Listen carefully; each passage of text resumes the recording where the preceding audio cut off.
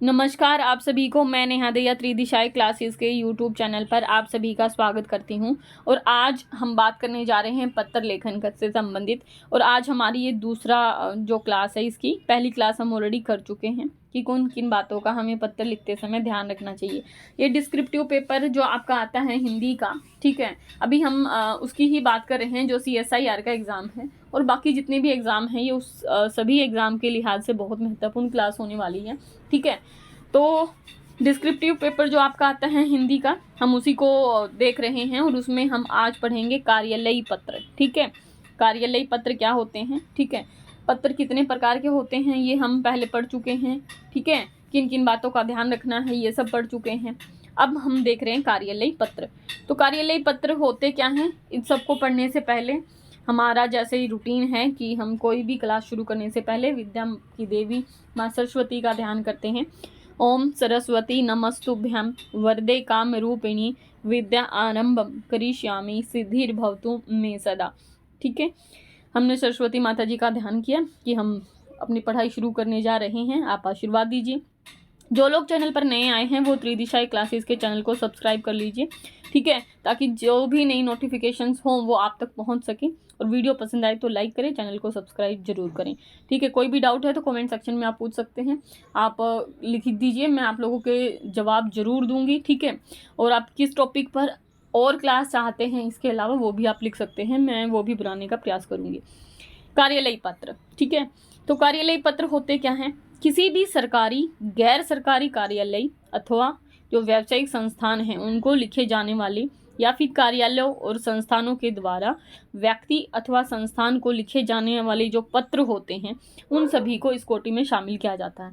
यानी कोई भी अगर ऐसा लेटर लिखा जाता है जो किसी संस्थान को लिखा जा रहा है, चाहे वो सरकारी है या गैर सरकारी है या व्यावसायिक संस्थान है, तो उन सभी पत्रों को हम क्या कहते हैं, कार्यालयी पत्र की श्रेणी में रखते हैं।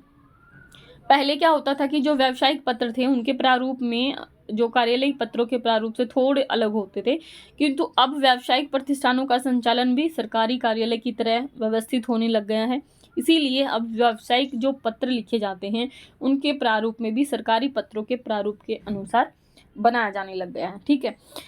इस बात का आपको ध्यान रखना है। तो आपको केवल दो ही तरह की अब यहाँ पर फोकस करना है, औपचारिक और अनौपचारिक। औपचारिक में हमने बताया था कौन कौन से होते हैं और अनौपचारिक के बारे में भी हम पहले बात कर चुके हैं कि कौन कौन से पत्र औपचारिक होते हैं और कौन से पत्र ऐसे होते हैं जो अनौपचारिक पत्र होते हैं, ठीक है। अब हम यहाँ पे बात कर लेते हैं कि कार्यालयी पत्र क्या है विशेष तौर पर। तो ये अंग्रेजी के एक ऑफिशियल लेटर का हिंदी रूपांतर है। इस प्रकार के पत्रों का आदान प्रदान जिन जिन के बीच में होता है उसमें प्रमुख निम्नलिखित हैं, यहाँ पे कुछ दे रखे हैं, ठीक है। तो जैसे किसी देश की सरकार है या अन्य देश की सरकारों के बीच में जब हम पत्र का लेन देन करते हैं वो ऑफिशियली श्रेणी में आते हैं, ऑफिशियल लेटर होते हैं। केंद्र सरकार या फिर राज्य सरकार के बीच में अगर आदान प्रदान हो रहा है पत्रों का या पत्राचार हो रहा है, सरकार और जो दूतावास के बीच में होता है, ठीक है, एक राज्य सरकार का दूसरी राज्य सरकार के बीच में होता है, सरकार या फिर अन्य विदेशी देशी जो संस्थान हैं, संघ या संगठनों के बीच होने वाले, सरकार या अन्य विभागों के बीच होने वाले, विशिष्ट विभाग और अधीनस्थ विभाग, अधीनस्थ मतलब नीचे वाले, ठीक है, के विभागों के बीच में होता है। सरकार या व्यक्ति विशेष के बीच में अगर कोई हो रहा है, विभिन्न कार्यालय और व्यक्ति विशेष के बीच में हो रहा है, तो वो कार्यालयी पत्रों की श्रेणी में आते हैं, ठीक है। अब यहाँ पे मैं एक चीज़ और आपको ऐड कर देती हूँ कि कार्यालयी जो पत्र होते हैं उसके कितने प्रकार होते हैं, ठीक है। तो कार्यालयी पत्र कौन कौन से होते हैं इसको हम देखेंगे, ठीक है। तो कार्यालयी जो पत्र होते हैं वो कौन कौन से मुख्य तौर पर शामिल होते हैं वो एक बार आप देख लीजिए। उसकी स्लाइड मैंने बनाई नहीं है, वो उसको मैं ऐसे समझा दे रही हूँ। तो उसमें सबसे पहला जो होता है वो होता शासन आदेश, यानी कोई भी अगर ऑर्डर आ रहा है ऊपर से, ठीक है, तो उसको हम कहते हैं शासन आदेश। यानी गवर्नमेंट के जो भी ऑर्डर आते हैं वो इसमें मुख्य तौर पर शामिल होते हैं। जैसे कोई अधिकारी नीचे के अधिकारियों को कोई आदेश देता है तो उसमें मुख्य तौर पर वो शामिल होते हैं। सेकंड श्रेणी कौन सी होती है, जो कार्यालय के आदेश होते हैं, यानी ऑफिस ऑर्डर होते हैं, ठीक है, जो कार्यालय के आदेश होते हैं वो इसमें शामिल होते हैं, ठीक है।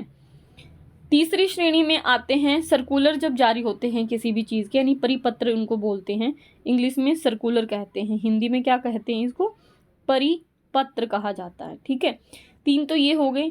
इसके अलावा जो चौथी श्रेणी होती है वो होती है आपका, जैसे हम कोई भी जैसे रिमाइंडर दे देते हैं किसी को, अनुस्मारक यानी स्मरण पत्र उनको कहा जाता है। किसी को कोई चीज़ याद दिलानी है तो उनको कहा जाता है स्मरण पत्र या फिर अनुस्मारक बोलते हैं। ठीक है, रिमाइंडर जिसको कहा जाता है तो वो हो गया आपका अनुस्मारक। इसके बाद में छठा है आपका पांचवा जो है वो है आपका जैसे अर्ध शासकीय या फिर सरकारी पत्र, अर्ध शासकीय या फिर अर्ध सरकारी पत्र, अर्ध, एक मिनट दोबारा लिखना पड़ेगा ये, अर्ध, ठीक है, शासकीय या फिर सरकारी पत्र, जो आधे होते हैं मतलब सरकारी और आधे प्राइवेट, इसको ऐसे समझ सकते हो, लिमिटेड। ठीक है, सेमी ऑफिशियल होते हैं मुख्य तौर पर ये। कोई नई नोटिफिकेशन आई, जैसे आपके एग्जाम के से संबंधित कोई भी सूचना आती है या कोई और सूचना जारी है तो अधिसूचना या फिर नोटिफिकेशन इसको बोल सकते हैं आप इंग्लिश में। ठीक है, इसके अलावा कोई मेमोरेंडम देना है, ज्ञापन सौंपना है किसी को। ठीक है, इसके अलावा जो कार्यालय का ज्ञापन होता है ऑफिशियल मेमोरेंडम देते हैं, या फिर अनऑफिशियल लेटर हो गए हैं। ठीक है, मुख्य तौर पर यही आपके एग्जाम में पूछा जाता है, नोटिस हो गया है। ठीक है, यही 5-6 जो प्रकार के हैं वो कार्यालय पत्रों की श्रेणी में आते हैं। ठीक है, उम्मीद है इतना आपको समझ में आ गया होगा कि कार्यालय पत्र कौन कौन से होते हैं। ये मैंने कल भी बात की थी पहली वीडियो में कि इसमें कौन कौन से शामिल होते हैं। ठीक है, अभी हम इसलिए थोड़ा सा डिटेल में मैंने इसको बता दिया कि जो लोग नए हैं उनको भी ये चीज़ समझ में आ जाए, जो इसी वीडियो से अपनी क्लास शुरू करने जा रहे हैं। इस प्रकार के जितने भी समस्त पत्र होते हैं जो कार्यालय पत्राचार की व्यापक सीमा में आते हैं, कार्यालय का अर्थ होता है किसी सरकारी, अर्ध सरकारी, गैर सरकारी या स्वायत्त शासित संस्थान वो होती हैं जो अपने मैनेजमेंट को खुद देखती हैं, वह स्थान विशेष जहां से प्रशासन का संचालन होता है। इसीलिए इस प्रकार के पत्रों को शासकीय या प्रशासकीय पत्र कहा जाता है। उम्मीद है इतना आपको समझ में आ गया होगा। कार्यालयों की दृष्टि से सरकारी कार्यालयों का जो क्षेत्र है वो बहुत व्यापक और प्रभावशाली होता है। इसीलिए कार्यालय पत्रों पर विचार करते समय सरकारी कार्यालयों से संबंधित पत्रों के लेखन का भी ज्ञान होना आपको आवश्यक है। ठीक है, अन्य कार्यालयों के पत्रों का प्रारूप लगभग सरकारी जो पत्र होते हैं उन्हीं के प्रतिरूप की तरह ही आपको समझ में आएगा। ठीक है, इतना समझ में आ गया होगा। ठीक है, इसे हम जैसे एक दूसरी श्रेणी में मैं आपको अगर समझाऊं तो ये कहने का अर्थ है कि सरकारी कार्यालयों का क्षेत्र बहुत ही व्यापक है, प्रभावशाली है। इन पे जब आप विचार करोगे तो सरकारी कार्यालयों को लिखने से संबंधित आपको जो भी चीज़ें हैं वो आपको आनी चाहिए। ठीक है, अब हम इनके घटकों की बात कर लेते हैं कि कार्यालय पत्र जो हैं वो उसके मुख्य घटक कौन कौन से हैं। ठीक है, पत्र शीर्ष यानी लेटर हेड जो होता है, पत्र शीर्ष में आप लोग क्या देखते हो कि सरकारी कार्यालय या व्यावसायिक प्रतिष्ठान का नाम, पूरा पता छपा हुआ होता है या अंकित होता है। ठीक है, लेटर हेड देखा होगा आप लोगों ने, हर कंपनी का होता है अपना अपना, हर संस्थान का होता है। ठीक है, जैसे उसी पे हम लिखते हैं तो लेटर हेड होता है। पत्र में जो भी सरकारी काम है या व्यावसायिक प्रतिष्ठान है उनके लेटर हेड में व्यवसाय का किस प्रकार का है वो, या किस क्षेत्र में अंकित है, उसका टेलीफोन नंबर और ईमेल, वेबसाइट आदि सब लिखा हुआ होता है। ठीक है, शाखा कार्यालय अगर किसी का है या मुख्य कार्यालय है तो उसका पता भी वहाँ पर लिखा होता है। इसीलिए व्यावसायिक प्रतिष्ठानों के लेटर हेड में किस तरह का बिजनेस है, विशिष्ट क्षेत्र, ये सब लिखा हुआ मिल जाएगा आपको। कंपनी पत्रों में कंपनी का चिन्ह या मोनोग्राम, या फिर सरकारी पत्रों में अशोक स्तंभ भी मुद्रित हो सकता है, ये आपको समझ में आता होगा। यदि मुद्रित लेटर पैड नहीं है तो सबसे ऊपर दाहिनी साइड में, ठीक है, क्या करना आपको, दाहिनी साइड यानी राइट हैंड साइड की ओर लिखने वाले व्यक्ति का नाम और पता लिखा जाता है कि ये कहाँ से लिखा जा रहा है। मुख्य तौर पर जैसे हरियाणा सरकार, राजस्थान सरकार, फिर नीचे लिखा जाता है शिक्षा मंत्रालय या जो भी है, भाषा विभाग। ठीक है, जयपुर हरियाणा चंडीगढ़, मतलब जयपुर चंडीगढ़ या फिर कोई भी राजधानी वहाँ की है तो वहाँ या विभाग वो जहाँ पे काम कर रहा है वहाँ का स्थान लिखा जाता है। ठीक है, ये आप लोगों ने देखा होगा। इसको मैं समझाऊं तो जैसे अगर सरकारी पत्र और शासन आदेश है, किसकी बात कर रही हूँ यहाँ पे मैं, शासन आदेश की विशेष तौर पर बात कर रही हूँ। तो शासन आदेश क्या है, हालांकि मैं इनका प्रारूप एक अलग तरीके से बताऊंगी, हर तरह के जो भी पेपर हैं, जो पत्र लिखे जाते हैं कि शासन आदेश का प्रारूप कैसा होगा, कार्यालय पत्र का आदेश का कैसा होगा, सर्कुलर का कैसा होगा, ये सब डिटेल में मैं आपको समझाऊंगी। अभी इसका क्योंकि बात चल रही है तो थोड़ा सा मैं बता देती हूँ। शासन आदेश होते क्या हैं? जिनके माध्यम से सरकार द्वारा जो लिए गए निर्णय हैं उनको अपने अधीनस्थ विभाग को संप्रेषित किया जाता है, नहीं भेजा जाता है। इसमें सरकार के सचिव के द्वारा विभागों को भेजा जाते हैं मुख्य तौर पर शासन आदेश, ठीक है। तो वहाँ पे आपको क्या मिलेगा? सबसे ऊपर आपको देखने को मिलेगा पत्र संख्या, ठीक है। क्या मिलेगी? पत्र संख्या, ठीक है, जो भी है, कैब है और फिर डेट सन जो भी है। उसके बाद में आपको मिलेगा यहाँ पे जैसे राजस्थान सरकार में लिख दे रही हूँ एग्जाम्पल के लिए, राजस्थान सरकार, ठीक है। या फिर आप लिख सकते हैं भारत सरकार, या फिर किसी स्टेट की कोई और गवर्नमेंट है, हरियाणा सरकार, ठीक है, इस तरीके से हरियाणा सरकार, ये हो गया आपका। फिर वो किस विभाग के द्वारा जारी किया है, जैसे शिक्षा मंत्रालय है तो वहाँ का हो गया, या राज्य सरकार के जो होते हैं वो क्या होते हैं? विभाग, और सेंटर का क्या होता है? मंत्रालय होता है, ठीक है। यहाँ पे हमने या फिर सॉरी, ये जो इस शिक्षा विभाग तो हर जगह होते हैं, ठीक है। तो सरकार के नीचे क्या आएगा? मंत्रालय आएगा, ठीक है। यहाँ पे आपने लिखना है मंत्रालय, सरकार के जस्ट नीचे आपको लिखना है मंत्रालय। कौन सा मंत्रालय है ये आपको ध्यान रखना है, तो शिक्षा मंत्रालय, ठीक है। तो ऐसा नहीं है कि सेंटर में ही मिनिस्ट्री होती हैं, सरकार में भी, और राज्य जो स्टेट होते हैं वहाँ पे भी होती हैं। तो यहाँ पे आपने लिख लिया शिक्षा मंत्रालय जैसे लिखा। अब उसका कौन सा विभाग है, जैसे भाषा विभाग है, मैं लिख दे रही हूँ, ठीक है, भाषा विभाग है। या फिर अनुदान अगर किसी को देना है उसके बारे में लिखना है तो वित्त विभाग हो गया, ठीक है। इस तरीके से आप लोगों को लिख लेना है। तो यहाँ पे हो गया भाषा विभाग। अब इसके बाद आगे का जो स्ट्रक्चर है वो आप लोगों को बनाना होता है, ठीक है। इतना समझ में आ गया होगा आपको कि किन किन बातों का ध्यान रखना है। तो सबसे पहले जब लेटर हेड जो चीज़ होती है उसमें कौन लिख रहा है, किस विभाग का है, ठीक है, किस कंपनी का है, वो सब आपको देखने को मिलेगा। इसके बाद बात आती है दिनांक की, ठीक है। इसके बाद क्या आती है बात? दिनांक की। दिनांक में आपको तिथि लिखी जाती है और ये कागज के दाईं तरफ लिखा जाता है, यानी राइट हैंड साइड पर ही आपको ये लिखना है। दिन का अंक, महीने का पूरा नाम, और उसके बाद अल्प विराम यानी थोड़ा कोमा लगाना है, और सन की पूरी संख्या अंकित होनी चाहिए। ये जो कोमे हैं, ठीक है, या फिर आपका अल्प विराम है, इनका बहुत, या पूर्ण विराम, इनका बहुत ज़्यादा आपको ध्यान रखना। विराम चिन्हों का सटीक प्रयोग करना है, ठीक है, और बहुत सोच समझ कर इनको लिखना है, ठीक है। तो यहाँ पर गलती ना करें। इसमें आपके जो नंबर हैं वो पूरे के पूरे भी आ सकते हैं, 20 के 20 भी आ सकते हैं, ठीक है। तो बहुत ही अच्छे तरीके से लिखना है आपको। फिर हम लिखेंगे, यहाँ पे मैं आप लोगों को एक बात और बता देती हूँ। दिनांक आपने लिख दिया, तो दिनांक जब आप नोट कर रहे हो तो दिनांक लिखते टाइम पे कागज पे जब आप लिख रहे हैं तो जो महीना है, ठीक है, महीने को अंकों में नहीं लिखना आपको, जैसे 25/9/2024, 23, 28 जो भी आपने लिखना है, ठीक है। तो यहाँ पे जो महीना है उसको पूरी तरह से हिंदी में लिखना है, ठीक है, हिंदी वर्णमाला में लिखना है। जैसे 25 सितंबर 2019, कारण क्या है, जैसे आपने डाला 9 मार्च, अब ऐसे ही डाला आपने 9 मार्च, ठीक है, 9/3 आपका हो गया, और फिर ये हो गया आपका 2024। अब यहाँ पे कन्फ्यूजन क्रिएट हो गया। क्रिएट कैसे हुआ? समझ में नहीं आ रहा है कि आपका 9वां महीना है कि तिथि की बात आप कर रहे हैं, ठीक है। तो यहाँ पर इस कन्फ्यूजन से बचने के लिए तिथि के बाद में जो महीना आप लिखें तो उसको हिंदी में लिखें पूरी तरह से, ठीक है, शब्दों में आपको लिखना है, क्योंकि कई बार इससे भ्रम उत्पन्न हो जाता है, ठीक है। तो इस बात का आपको विशेष तौर पर ध्यान रखना है। इसको आप स्टार कर लीजिए मेरी इस बात को, ठीक है, ये स्टार लगाने के लायक बात है।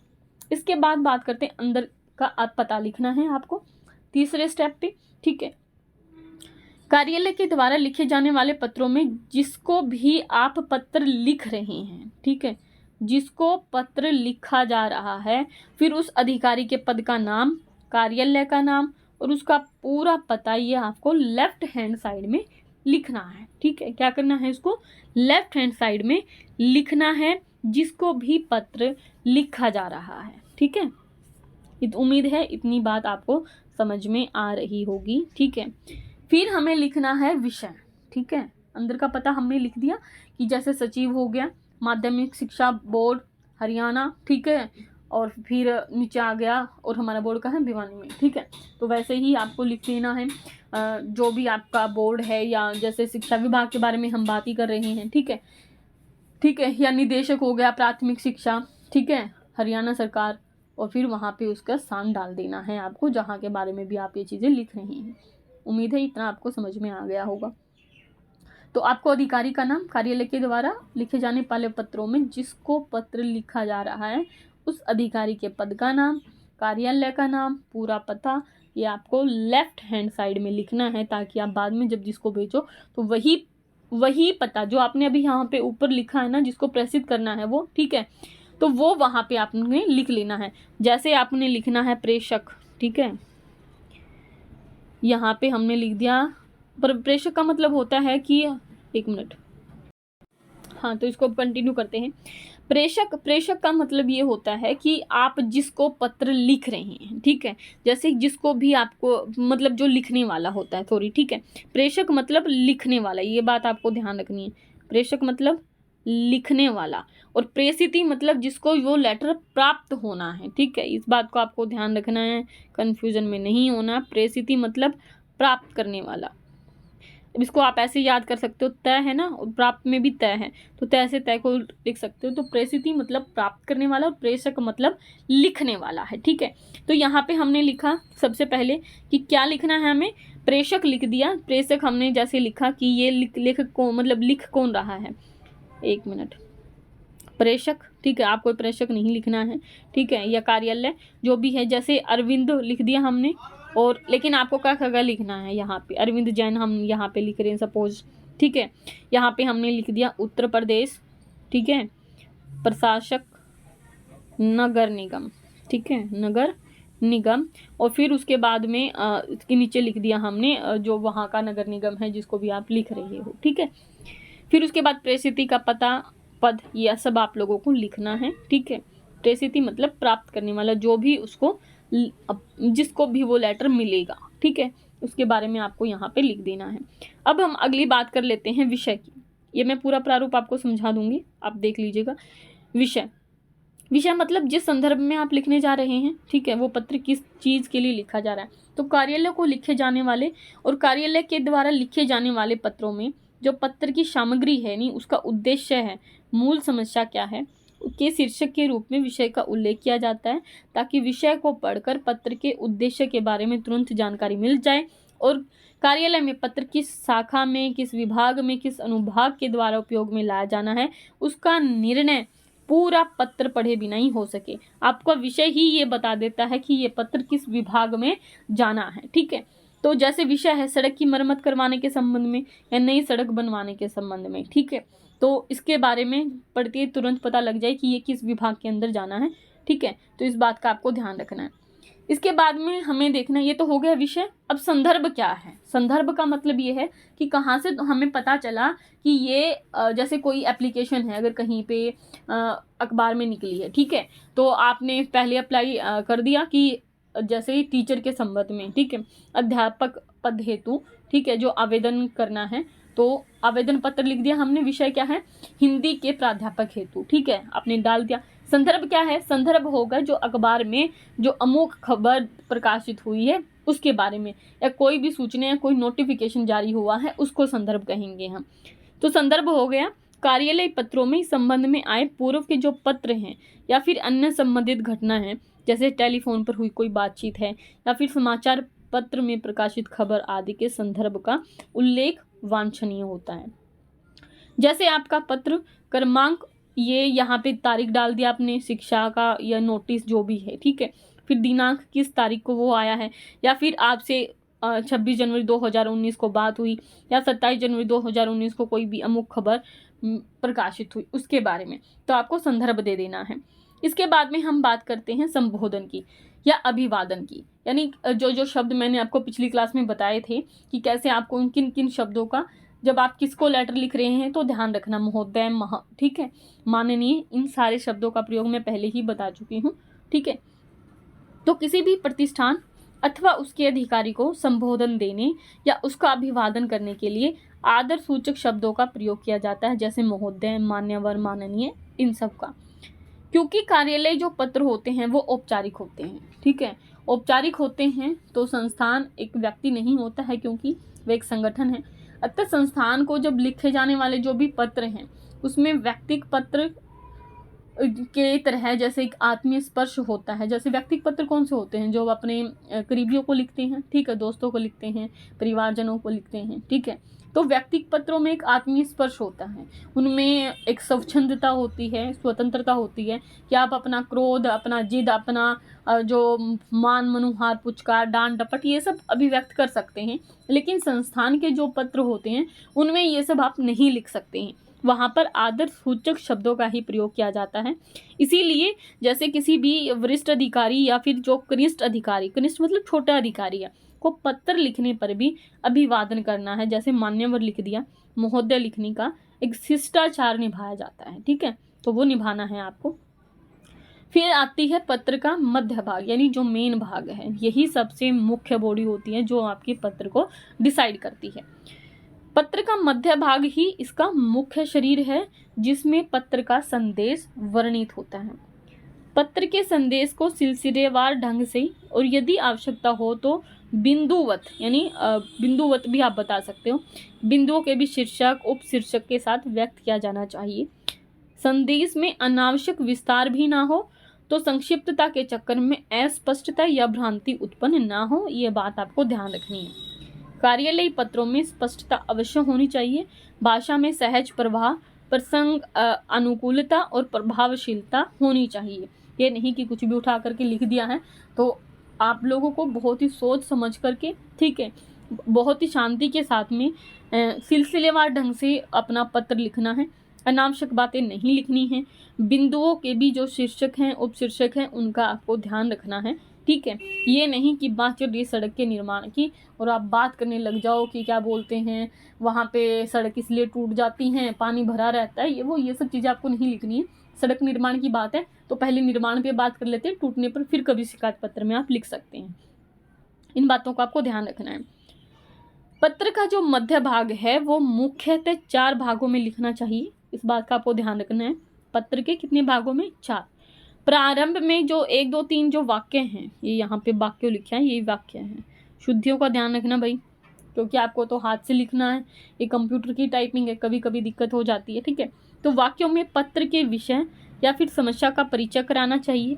इसके बाद में पत्र का जो विषय है उसका विस्तार करना चाहिए, जिसमें समस्या का वर्णन, उसके बारे में किए गए जो भी प्रयत्न हैं या अपेक्षाएं हैं या सुझाव हैं, उन सभी को बिंदुवत लिखना चाहिए।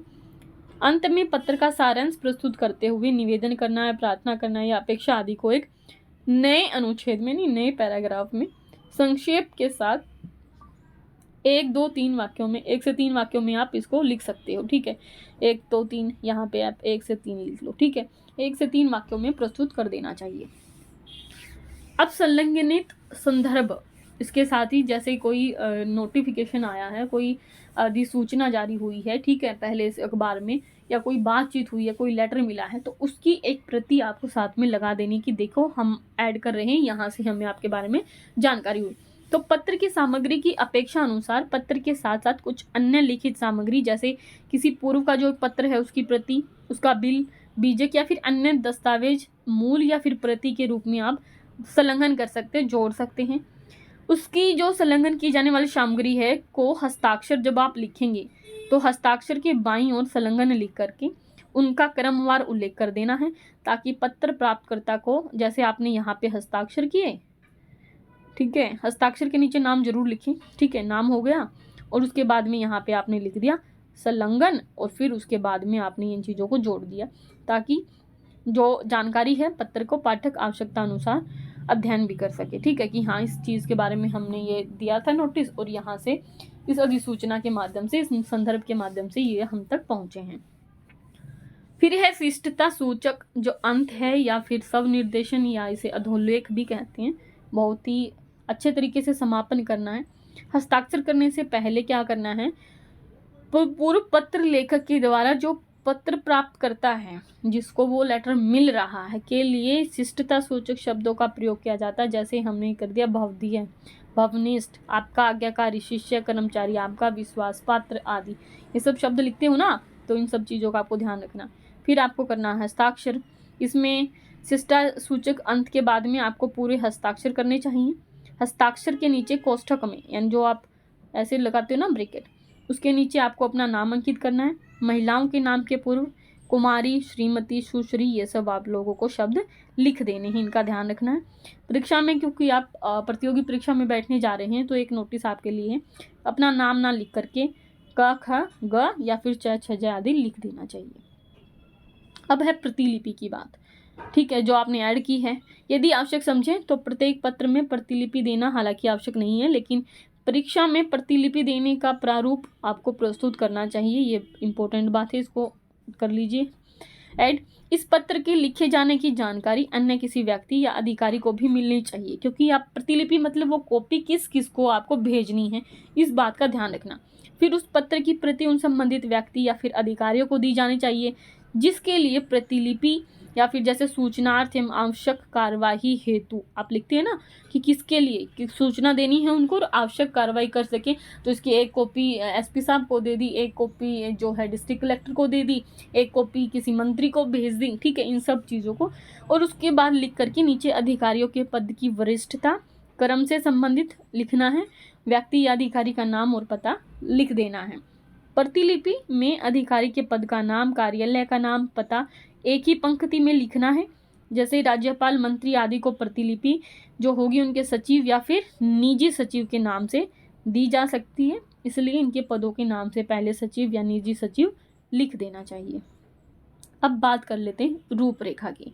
उम्मीद है इतना आपको समझ में आ गया होगा, ठीक है, कि हमने क्या क्या चीज़ों का ध्यान रखना है, ठीक है। तो कार्यालय जो पत्र लिखें तो सबसे पहले दाईं ओर, ठीक है, आपको विभाग, संस्थान या मंत्रालय का नाम अंकित कर देना है।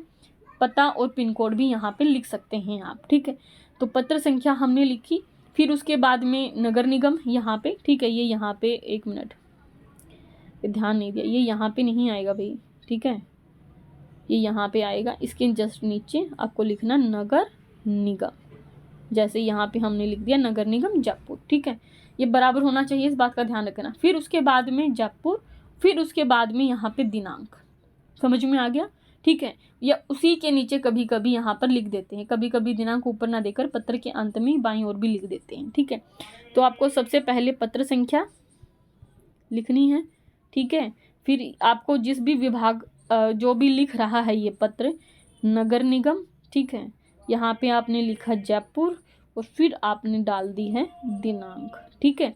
और दिनांक में दिनांक लिखने की कोई खास ज़रूरत नहीं है, आप सीधा जैसे 25 सितंबर 2019 ऐसा भी लिख सकते हैं, ठीक है, इस तरीके से भी आप लिख सकते हैं।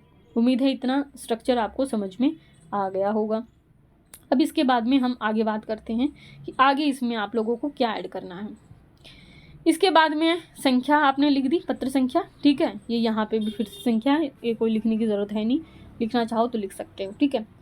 फिर प्रेषक या कार्यालय जिसको आपको भेजना है, ठीक, जो भेज रहा है, ठीक है, प्रेषक मतलब भेजने वाला, तो अशोक जैन है यहाँ पे, ठीक है, उत्तर प्रदेश जो प्रशासक है या जो भी है, उप प्रशासक सॉरी, ठीक है, नगर निगम जयपुर का है, ठीक है, उप प्रशासक नगर निगम जयपुर का ये लिखने वाला है, ठीक है। प्रेषिती का पद और पता है नहीं, जिसको ये मिलना चाहिए उसका भी यहाँ पर एड्रेस आपको लिखना है, ठीक है। तो मुख्य सचिव, ठीक है, राजस्थान सरकार जयपुर, ये आपने लिख दिया, ठीक है। तो यहाँ पे ये सब लिखने की ज़रूरत नहीं है, ये आपको केवल यहाँ से शुरू करना है, सेवा में मुख्य सचिव राजस्थान जयपुर, समझ में आ गया, ठीक है। ये मैंने आप लोगों को समझाने के लिए यहाँ पे ऐड कर रखे हैं कि यहाँ पे प्रेषक लिखना है तो ऊपर लिखना है अशोक जैन या फिर का ख गए उप प्रशासक नगर निगम जयपुर, ठीक है, ख गए उप प्रशासक नगर निगम, ठीक है, आपको इतना लिखना है, ये यहाँ से आपको हटा देना है।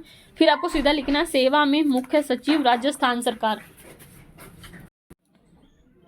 इसके बाद में आपने ये लिख दिया सेवा में मुख्य सचिव राजस्थान सरकार जयपुर। अब ये किस विषय के बारे में है, तो विषय यहाँ पे जैसे हमने लिख दिया अधिक अनुदान दिलाने के संबंध में है, ठीक है, क्योंकि शिक्षा विभाग को आप लिख रहे हैं अधिक अनुदान दिलाने के संबंध में। इसके बाद में संबोधन आपको शुरू करना है, ठीक है। ये यहाँ पे ये काट देना, केवल महोदय से आपको लिखना है, महोदय।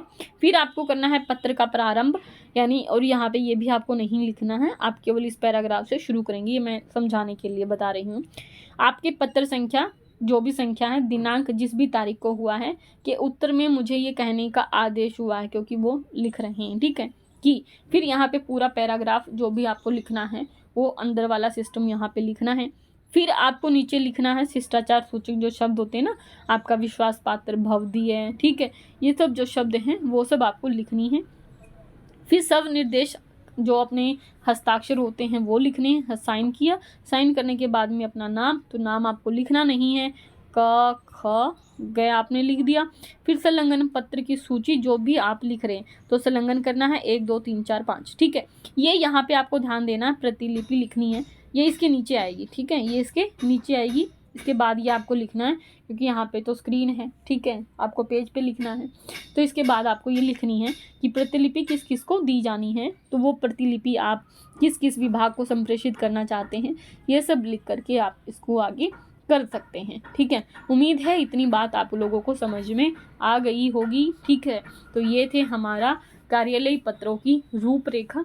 इसके बाद में हम विभिन्न तरीके इसके करेंगे कि शासन आदेश किस तरीके से लिखा जाता है, कार्यालय आदेश किस तरीके से लिखा जाता है, सर्कुलर कैसे लिखा जाता है, अनुस्मारक या स्मरण पत्र कैसे लिख जाता है, व्यक्तिगत पत्र कैसे लिखे जाते हैं, ये सब सीरीज हम शुरू करने जा रहे हैं, कर दी ही है, करने क्या जा रहे हैं, ठीक है। उम्मीद है आपको इतना समझ में आ गया होगा, ठीक है। वीडियो देखने के लिए आप सभी का धन्यवाद। जो लोग चैनल पर नए आए हैं वो प्लीज़ चैनल को सब्सक्राइब करें, ठीक है, सब्सक्राइब चैनल, ठीक है। वीडियो पसंद आती है तो लाइक ज़रूर करें, ठीक है। और जो भी डाउट है आपके वो कमेंट करके आप मुझे बता सकते हैं, ठीक है, मैं आप लोगों की रिप्लाई ज़रूर करूँगी। तब तक पढ़ते रहिए, अपना आगे बढ़ते रहिए। धन्यवाद। वीडियो पसंद आए तो लाइक ज़रूर करें और फीडबैक अपना ज़रूर दें।